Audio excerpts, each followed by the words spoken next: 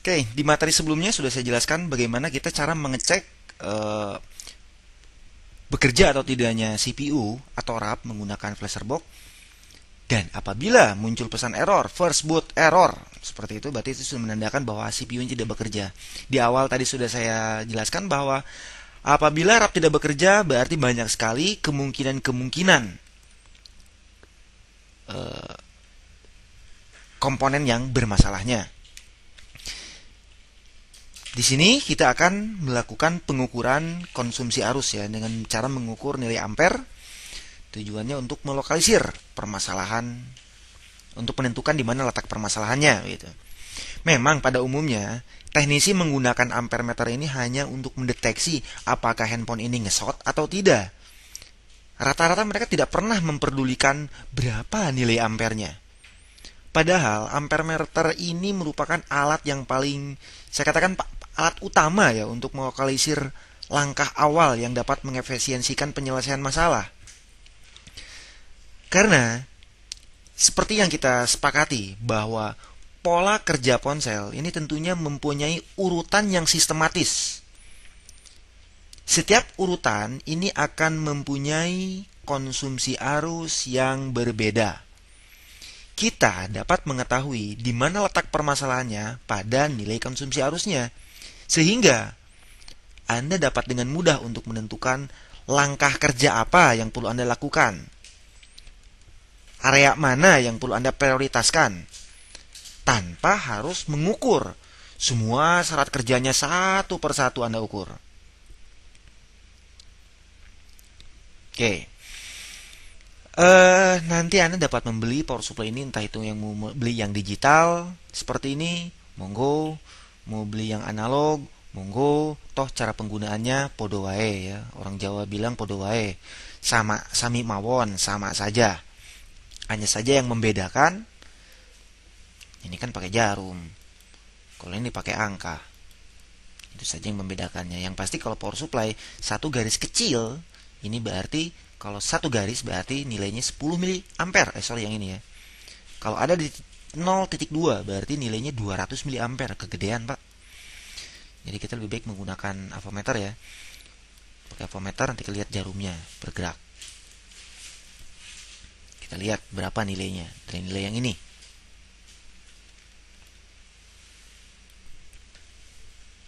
Oke. Nanti Anda perlu menginstalasinya seperti ini. Ini wajib sekali, jangan sampai salah.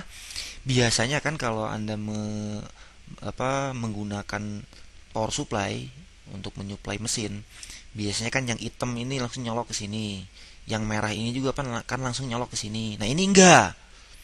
Tapi jalur yang positifnya mampir dulu. Jadi keluaran dari power supply masuk dulu ke avometer, baru keluaran dari avometer masuklah ke handphone.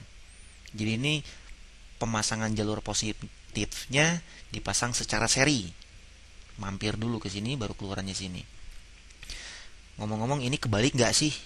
Bener nggak sih pemasangannya ini di sini atau ini di sini? Atau sebaliknya? Lah intinya begini sajalah. Kalau menggunakan jarum avometer analog, kalau jarumnya malah mentoknya ke kiri, berarti ininya kebalik, Pak. Tinggal balikin aja lah. Tapi kalau yang digital nanti di sini ada minus. Minus 40, berarti ininya kebalik.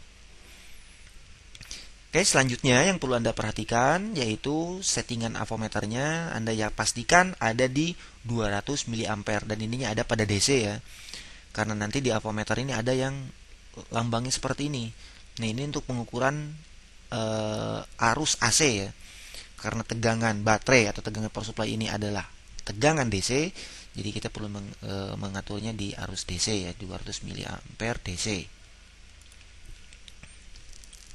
Pastikan tegangan power supply-nya seperti biasa saja, kita set di 3,7 volt untuk menyuplai tegangan VBAT-nya kan. Lalu yang langkah kedua, Anda set avometer ininya di 200 miliampere. Ketiga, Anda hubungkan ininya seperti ini. Ini hubungkan ke konektor baterai.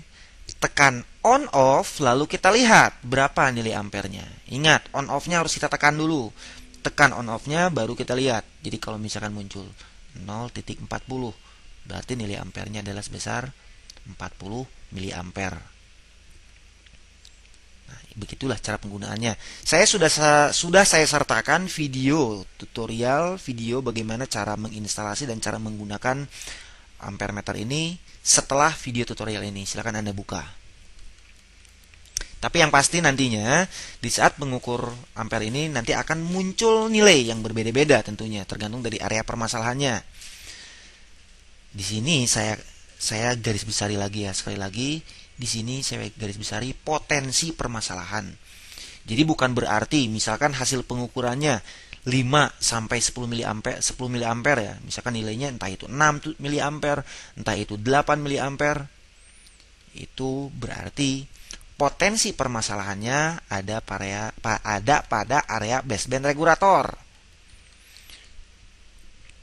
Itu, misalkan di sini ternyata pas Anda ukur nilainya sebesar 20 miliampere. Berarti ada di kisaran ini ya, antara 12 sampai 20 miliampere. Berarti potensi permasalahannya, kemungkinan persoalannya ada di area sini, di area clocknya. Jadi kalau Anda sudah melihat berapa nilai ampernya, potensi permasalahannya pun sudah jelas. Berarti prioritas pengukuran, prioritas analisa itu adalah ada pada area ini. Gitu, seperti yang tadi sudah saya jelaskan. Dengan melokalisir permasalahan ini, Anda nggak perlu muter sana muter sini ya. Jadi ini sudah terlokalisir dengan jelas. Oke, sekarang saya akan menjelaskan satu persatu. Bila nilainya sekian, di mana letak permasalahannya, lalu apa alasannya? Tentunya di sini saya punya alasan. Kenapa saya mengatakan potensi permasalahannya ada di baseband regulator, potensi permasalahannya ada di clock. Ini ada logikanya sebagai berikut. Apabila di saat kita ukur pakai ampere meter, kita tekan on, tekan on, lalu keluar nilai ampernya sebesar 5 atau sampai 10 miliampere ya. Di sini potensi permasalahannya ada pada baseband regulator. Apa itu baseband regulator? Nanti saya akan jelaskan panjang lebar ya. Mungkin kalau untuk istilah awam sih biasanya menyebutnya IC powernya.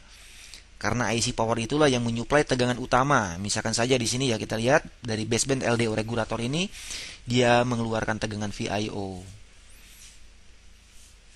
Mengeluarkan tegangan nanti RSTEC untuk baseband regulator 2. Jadi yang Anda fokuskan, Anda fokus kepada pengukuran tegangan yang dikeluarkan oleh IC power atau baseband regulator. Anda ukur dari kapasitornya. Ukur dari sini.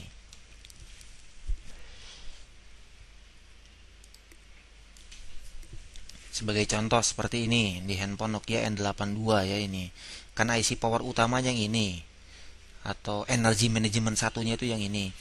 Dia mengeluarkan tegangan VIO. Jadi yang perlu Anda ukur itu adalah kapasitor. Ya, titik ukurnya ada di kapasitor yang berdekatan dengan IC powernya. Anda ukur, cas. Ada nggak tegangannya?